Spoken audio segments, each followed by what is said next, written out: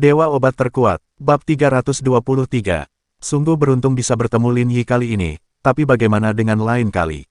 Di industri hiburan, ada terlalu banyak orang seperti Lin Yuzhen. Meskipun dia adalah seorang aktris populer sekarang, di mata orang-orang besar, dia hanyalah sapi perah. Bagaimana dia bisa mendapatkan manfaat terbesar adalah bagaimana dia dimanfaatkan. Bagaimana mungkin Lin Yuzhen tidak mengetahui kebenaran ini? Dia mengerutkan bibirnya dan tidak menyembunyikannya. Saya menandatangani kontrak dengan mereka, ini bukan lagi keputusan saya. Lin Yuzhen tersenyum pahit, ketika dia memilih untuk menjual dirinya kepada bosnya untuk membayar biaya pengobatan ibunya, tubuhnya dan nyawanya tidak lagi menjadi miliknya. Ia memiliki kegigihannya sendiri, namun ternyata kegigihannya tidak ada gunanya. Mendengar ini, Ye Qiansui hanya bisa menghela nafas. Dia tidak menyangka akan seperti ini. Seorang bintang besar, seseorang yang terlihat glamor di depan orang luar dan menjadi sorotan, harus menanggung banyak penderitaan. Yang lebih mengejutkannya adalah Lin Yuzhen tidak menghindar dari masalah pribadi seperti itu di depan Lin Yi. Tampaknya tidak ada kekhawatiran Lin Yi akan menggunakan ini untuk membuat berita besar untuk mendapatkan hotspot dan perhatian. Ini menunjukkan seberapa besar Anda mempercayai Lin Yi. Intuisi wanita seringkali sangat tajam, terutama wanita seperti Ye Qiansui, belum lagi perhatiannya pada Lin Yi sekarang sangat berbeda dari sebelumnya. Tidak bisakah kita mengakhiri kontraknya?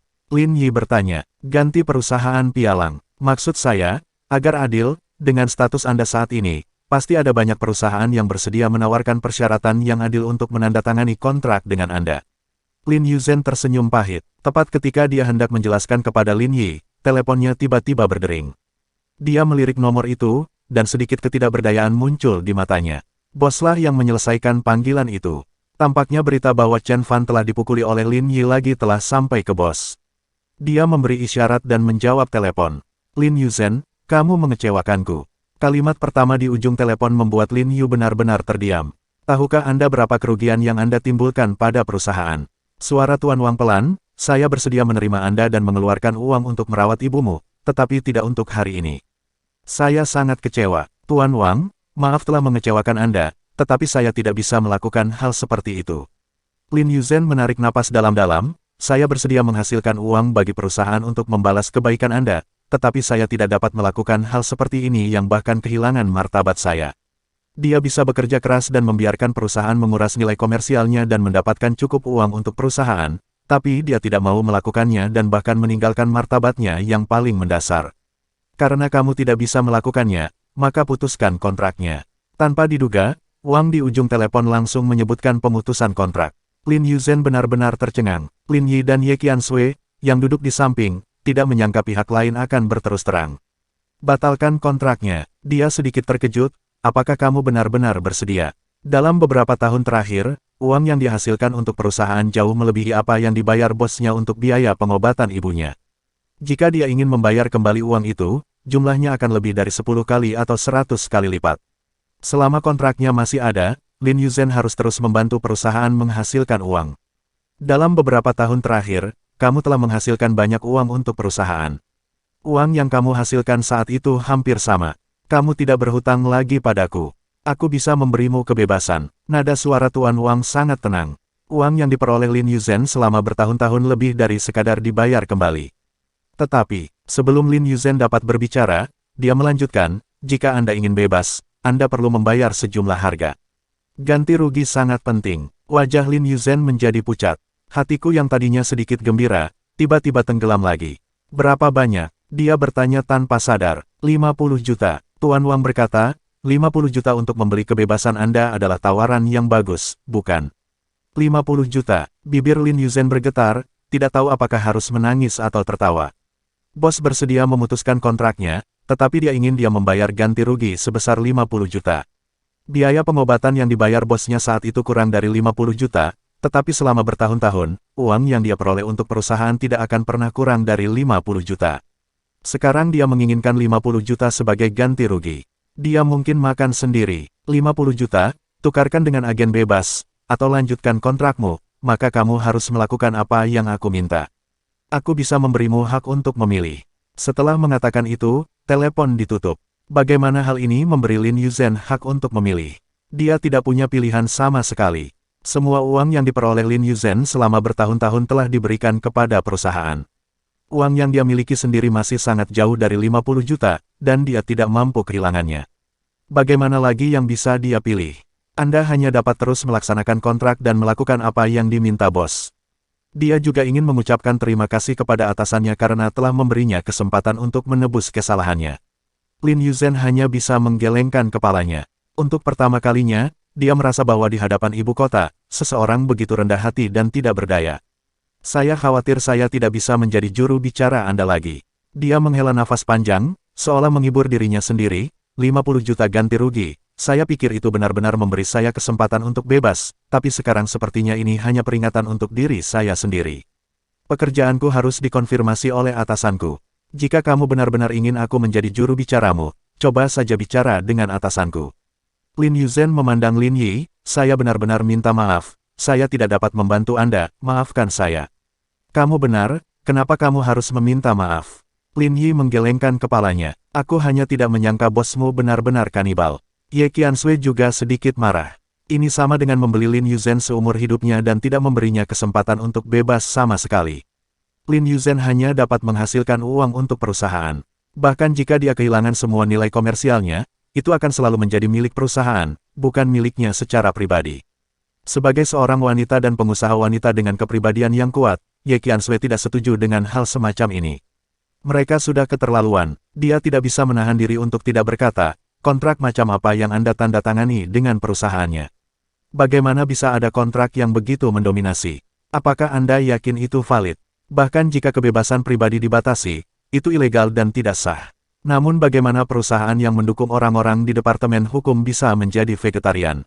Lin Yu sangat bersyukur melihat Ye Qianxue mengeluh pada dirinya sendiri. Saya menandatanganinya ketika saya lulus kuliah. Saat itu, saya sangat ingin mencari biaya pengobatan dan tidak dapat memahami kontraknya. Belakangan saya mengetahui bahwa saya telah menjual seluruh hidup saya kepada perusahaan, dan saya hanya bisa bekerja untuk perusahaan dan pergi ke sekolah. Ditulis hitam putih, ditandatangani dengan nama saya, dan dicap dengan sidik jari saya. Dia memaksakan senyum dan menyeka air mata dari matanya, ini memang kontrak yang sah, tidak ada yang ingin saya katakan. Lin Yuzhen tidak bisa menyembunyikan ketidakberdayaan dan ketidaknyamanan di wajahnya. Dia berdiri dan tidak ingin berkata apa-apa lagi. Semakin banyak dia berbicara, itu hanya akan membuat Ye Qianxue sedih. Saya harap dalam kesan Anda, saya tetaplah Lin Yuzhen di TV. Tapi Lin Yuzhen yang asli tidak seperti itu. Lin Yi mengangkat kepalanya dan menatapnya, Lin Yuzhen terlalu melankolis sekarang. Saya khawatir dia tidak cocok menjadi juru bicara keluarga Ye kami. Mendengar ini, jantung Lin Yuzhen berdetak kencang, dan kesedihan melonjak ke dalam hatinya. Bab 324. Dia terlihat glamor di depan orang lain, tetapi dia bahkan tidak memiliki martabat dasar di belakang orang lain. Inilah kebenaran tentang industri hiburan. Meski begitu, masih banyak pria dan wanita muda setiap tahun yang ingin sekali terjun ke dalam tong besar berisi anjing dan kuda sensual ini, berharap bisa menyelesaikan semuanya melalui jalan ini. Meski harus kehilangan sesuatu yang sangat penting. Beberapa orang bersedia, dan beberapa orang tidak bersedia. Lin Yuzhen tidak diragukan lagi adalah tipe kedua. Terkadang, saya merasa sangat kasihan. Dia menertawakan dirinya sendiri. Yuzhen, Lin Yi berkata, karena mereka setuju untuk mengakhiri kontrak denganmu, ini adalah kesempatan bagus bagimu untuk mendapatkan kebebasan. Apakah kamu ingin terbang sendirian? Mendengar ini, Lin Yu benar-benar tercengang. Solo, dia memang memiliki kekuatan ini sekarang. Bahkan tanpa agensi apapun, dengan popularitasnya saat ini, dia masih bisa mempertahankan popularitasnya. Bahkan jika dia harus kehilangan sesuatu, Lin Yuzhen sepenuhnya ingin mendapatkan martabat dan bisa menjadi dirinya sendiri dengan lebih bahagia. Tapi, ini sangat mahal. 50 juta. Di mana dia bisa mendapat 50 juta? Sekalipun dia punya saluran untuk mendapatkan 50 juta, bukankah seseorang yang bersedia memberinya 50 juta punya tuntutan lain? Ini tidak lebih dari melompat dari satu lubang api ke lubang api lainnya. Ini bukan soal apakah Anda ingin melakukannya atau tidak, ini soal apakah Anda bisa melakukannya. Dia berkata tanpa daya, tidak, selama kamu mau, kamu bisa. Lin Yi melirik ke arah Ye Qianxue, dan Ye Qianxue segera memahami pikiran Lin Yi. Dia sedikit terkejut dan merasa bahwa ide tiba-tiba Lin Yi agak gila. Dan, apakah itu layak untuk seseorang yang baru Anda temui? Dia belum pernah melihat Lin Yu sebaik orang lain. Pria ini, tidak bisakah dia benar-benar tertarik pada Lin Yu? Memikirkan hal ini, mata Ye Qianxue tidak berubah ketika dia melihat Lin Yi, tapi dia merasa sedikit tidak bahagia di hatinya. Tidak peduli seberapa rasional dan kuatnya dia, dia punya alasan dan kualifikasi untuk marah atas masalah ini.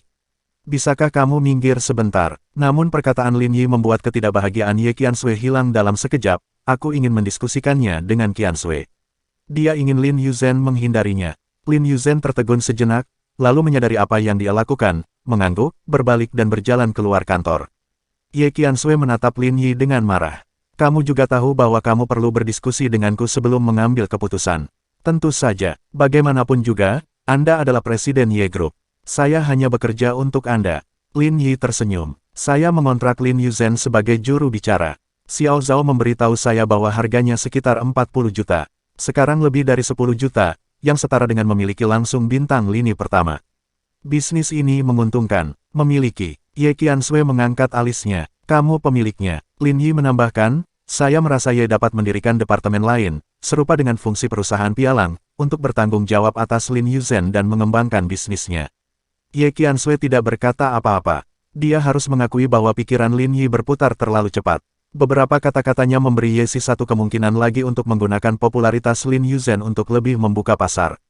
Orang ini sepertinya tidak terpesona oleh kecantikan Lin Yuzhen. Dia merasa seperti cermin, semua demi Ye Group. Apa kamu yakin? Dia bertanya. Lin mengangguk, saya pikir itu mungkin, tapi tentu saja, Anda tetap harus mengambil keputusan.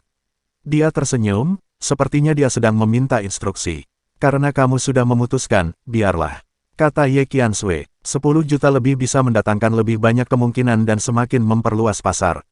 Sebagai seorang pebisnis, hal ini memang tidak merugikan.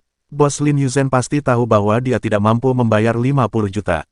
Bahkan jika dia memberinya pilihan ini, itu akan menjadi cek kosong. Bagaimana dia bisa berpikir bahwa Ye Group bersedia membayar uang ini dan merebut Lin Yuzhen seperti perampokan? Mereka memanggil Lin Yuzhen ke kantor. Melihat ekspresi mereka berdua, Lin Yu benar-benar tidak tahu apa yang mereka bicarakan. Nona Lin, kami akan memberimu 50 juta ini. Ye Qiansui berkata, pada saat yang sama, kami berharap Anda dapat bergabung dengan keluarga Ye sebagai agen bebas dan menjadi juru bicara keluarga Ye. Lin Yu benar-benar tercengang. Dia tidak menyangka mereka berdua akan mengambil keputusan seperti itu setelah berdiskusi kurang dari 2 menit. Apakah mereka bersedia membantunya membayar 50 juta untuk mengakhiri kontrak dengan perusahaan? Hanya untuk membuatnya dalam kondisi terbaik dan menjadi juru bicara Ye. Mereka gila, itu 50 juta, setara dengan memberikannya kepada atasan Anda secara gratis. Tuan kamu, Lin Yu benar-benar mengira dia salah dengar dan tidak bisa mempercayainya. Kamu tidak salah dengar, kami akan membayar 50 juta ini. Kami hanya membutuhkan kamu untuk menjadi juru bicara keluarga Ye. Ye Qiansui menjelaskan dengan jelas, yang kami inginkan adalah popularitas Anda. Wajar jika menggunakan popularitas Anda untuk mempromosikan pengembangan merek Ye. Apakah ini lebih dari adil? Lin Yuzhen tahu betul bahwa Ye lah yang membantunya, dan Lin Yi serta Ye Qiansui lah yang membantunya. Setidaknya di industri hiburan, tidak mungkin agensi manapun menyediakan lingkungan seperti itu. Aku nggak tahu harus ngomong apa, tapi aku tahu itu, buat aku bersyukur, kok. Dia berdiri dan membungkuk pada Ye Qiansui dengan serius, terima kasih, Tuan Ye. Terima kasih. Ye Qiansui buru-buru berdiri dan mendukung Lin Yuzhen. Dalam bisnis, semua orang mendapatkan apa yang mereka butuhkan, dan kami masih harus memperjelasnya, jadi Anda tidak perlu terlalu sopan. Jika menurutmu tidak apa-apa, maka aku akan mulai melakukannya. Lin Yuzhen mengangguk berulang kali, bagaimana dia bisa mendapat masalah. Bebas, sungguh kebebasan yang sangat berharga. Saya khawatir tidak seorang pun kecuali Ye yang akan memberinya kesempatan seperti ini lagi. Dia menatap Lin Yi dengan rasa terima kasih di matanya, mengetahui bahwa pasti Lin Yi dan Ye Qiansui yang setuju. Dia menyelamatkan dirinya sendiri sekali lagi. Tuan Ye memiliki visi jangka panjang. Dia melihat Anda masih memiliki banyak potensi. Lin Yi tersenyum dan berkata, jadi dia bertaruh padamu. Dia mengesampingkan masalah ini dan tidak mengambilnya sendiri, jangan sampai Ye Qiansui tidak bahagia.